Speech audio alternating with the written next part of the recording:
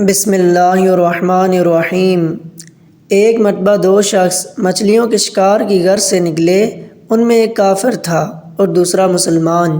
کافر اپنا جال ڈالتے وقت اپنے معبودوں کا نام لیتا، جس کی وجہ سے اس کا جال مچھلیوں سے بھر جاتا، اور مسلمان اپنا جال ڈالتے وقت اللہ تعالیٰ کا نام لیتا، لیکن کوئی مچھلی اس کے ہاتھ نہ آتی، اس کا جال خالی رہتا۔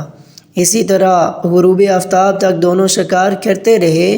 آخر کار ایک مچھلی مسلمان کے ہاتھ لگی، لیکن ہائے ناکامی، وہ مچھلی بھی اس کے ہاتھ سے اچھل کر پانی میں کود گئی، یہاں تک کہ یہ بیچارہ غریب مسلمان شکارگاہ سے ایسا غائب و خاسر لوٹا کہ اس کے ہاتھ کوئی شکار نہ تھا، اور کافر ایسا کامیاب لوٹا کہ اس کا کشکول مچھلیوں سے بھرا ہوا تھا۔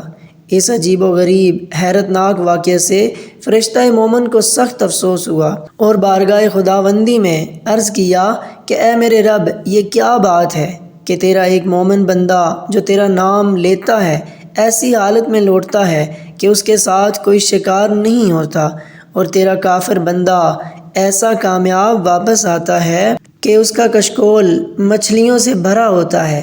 اللہ تعالیٰ نے اس مرد مومن کا عالی شان محل دکھا کر جو اس کے لیے جنت میں تیار کر رکھا ہے، فرشتہ مومن سے خطاب فرمایا کہ اے فرشتے، کیا اس مقام کو حاصل کرنے کے بعد میرے اس بندہ مومن کو جو رنج و تکلیف جو دنیا میں مچھلیوں کے شکار میں ناکامی کے باعث ہوا تھا باقی رہے گا، اور کافر کے اس بدترین مقام کو دکھلا کر جو اس کے لیے جہنم میں تیار کر رکھا ہے۔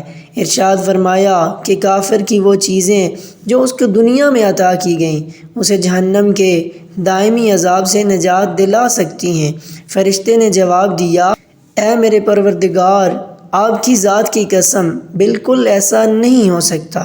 سبحان اللہ، اللہ تعالیٰ کے ہاں ایمان کی کتنی قدر و منزلت ہے۔ مسلمانوں، اس کی قدر کرو۔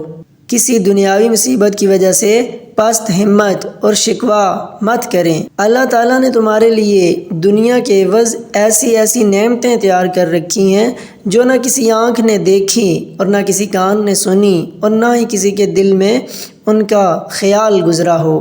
اللہ تعالیٰ ہمیں ہر تکلیف، ہر غم و رنج، ہر مصیبت میں اللہ تعالیٰ کا شکر ادا کرنے کی توفیق عطا فرمائے، اور اللہ تعالیٰ ہمیں ایمان کی دولت سے نوازے۔ آمین ثم آمین۔